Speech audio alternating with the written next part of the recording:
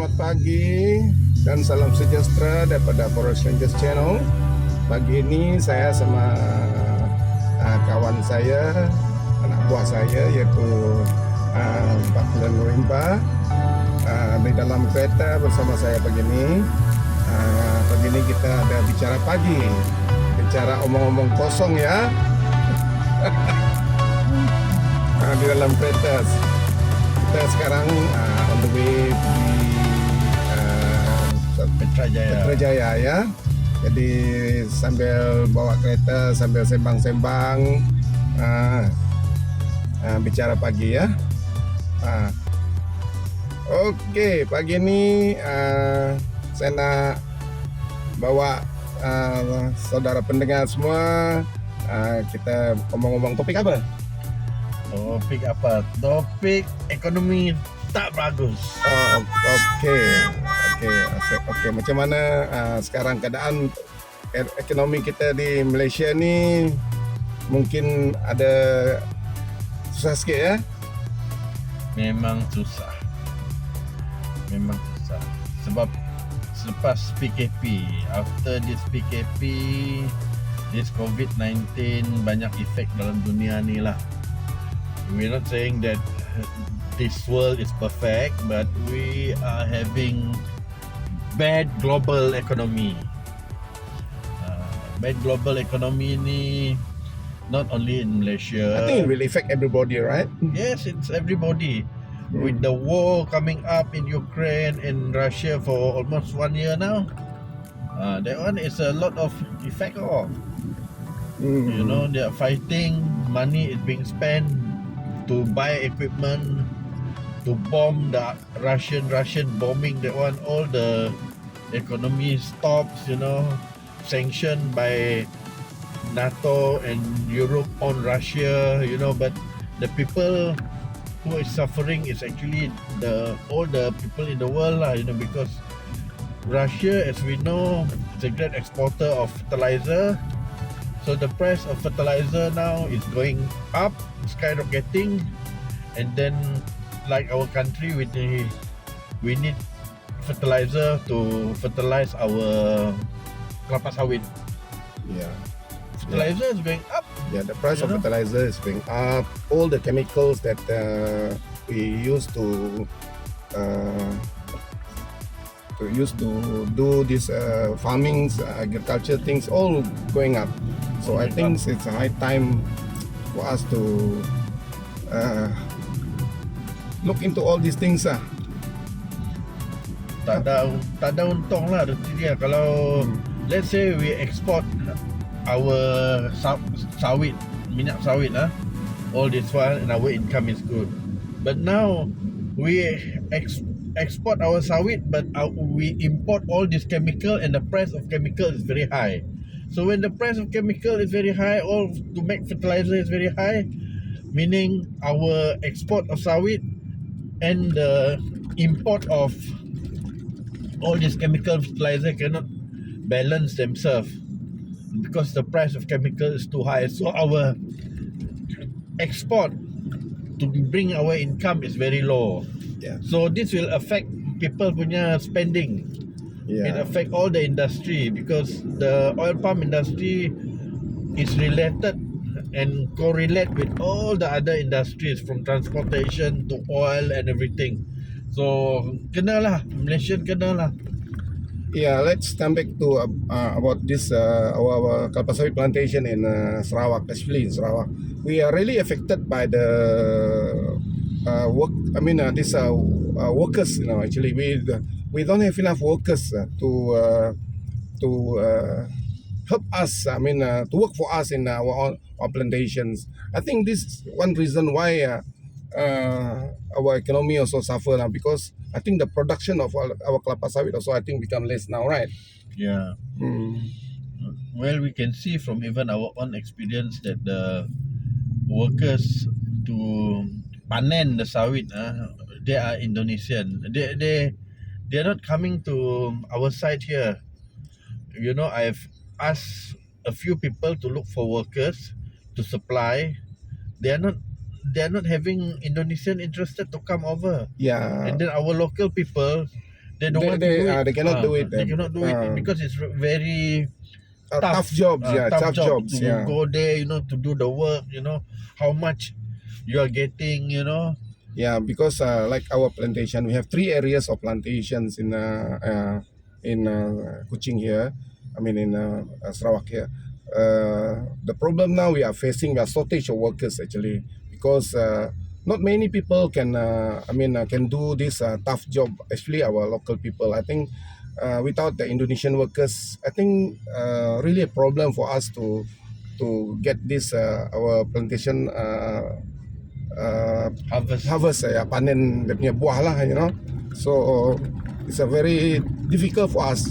So look like most areas of our plantation now covered with grass, covered with the buah, you cannot collect the buah, the fresh fruit bun, FFB, very difficult. So it become rotten and it's a waste of money. Yes.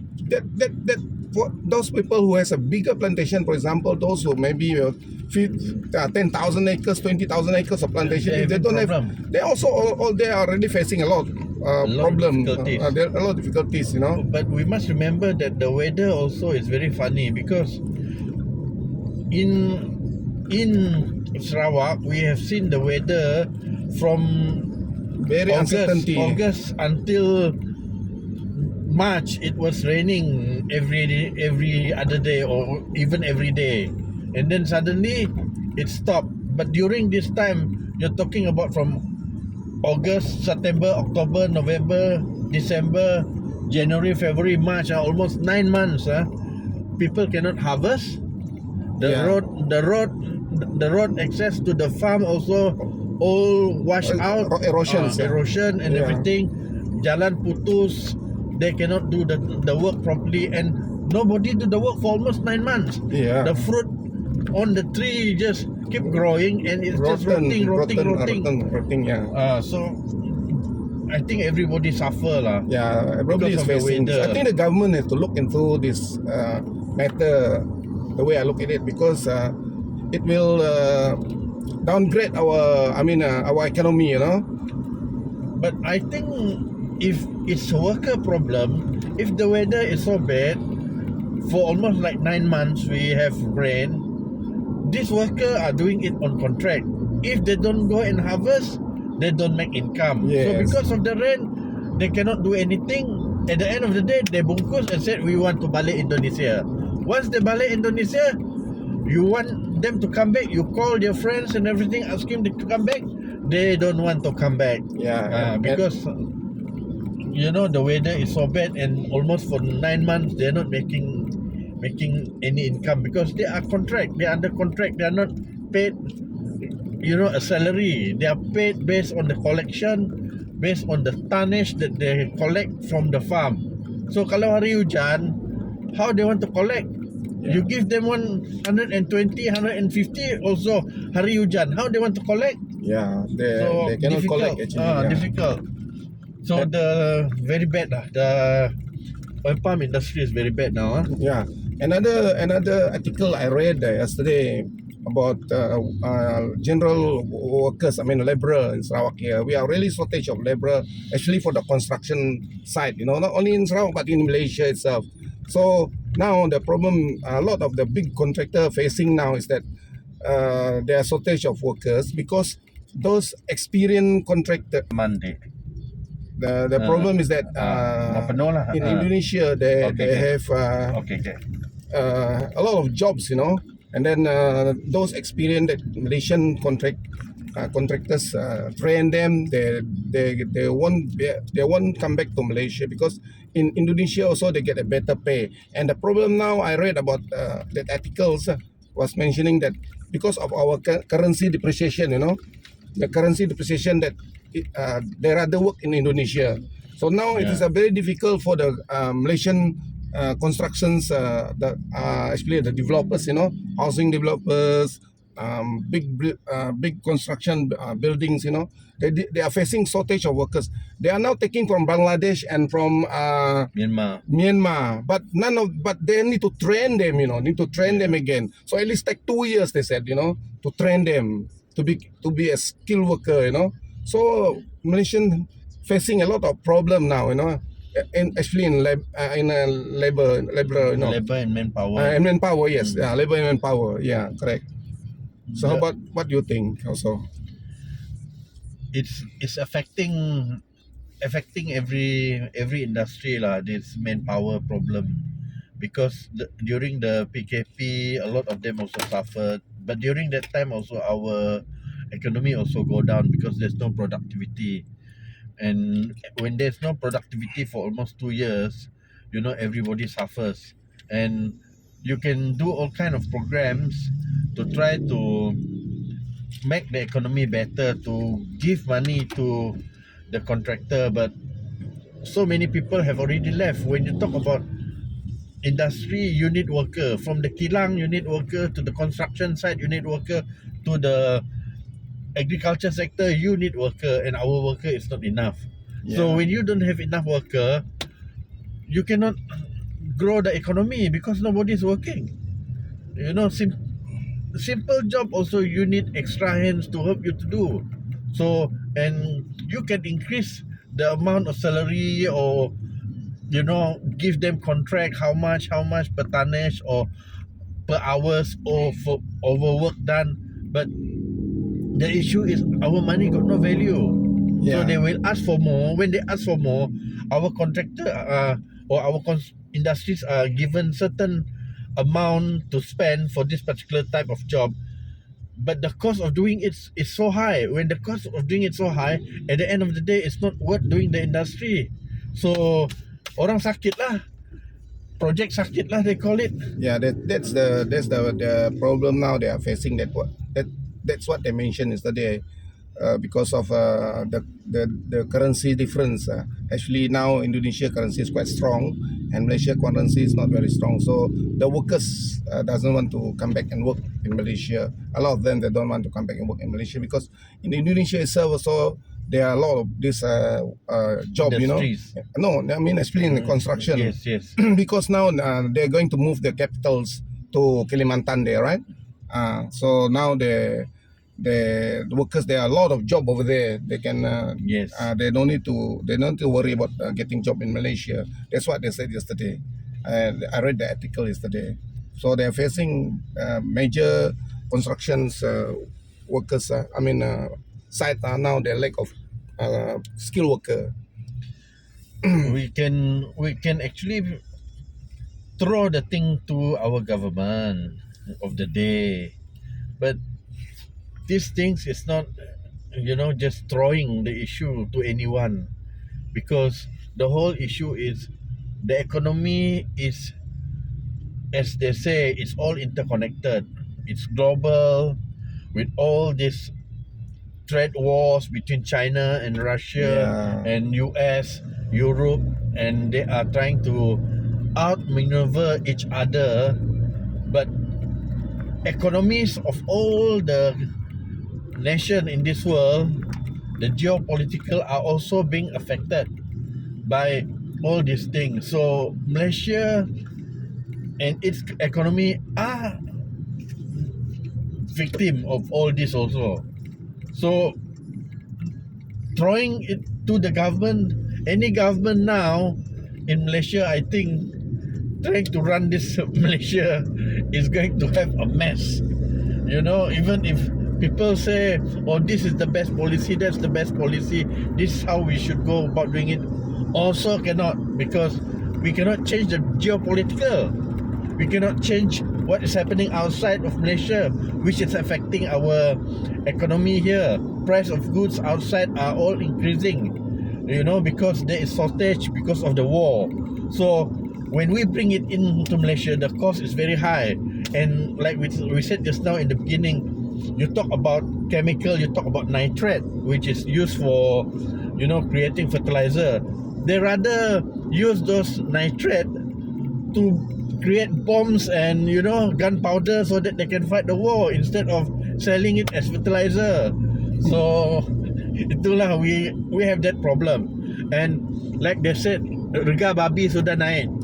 Rega babi sudah naik is because of the feed. Yeah. You have to import the feed. What what is the ingredient of the feed?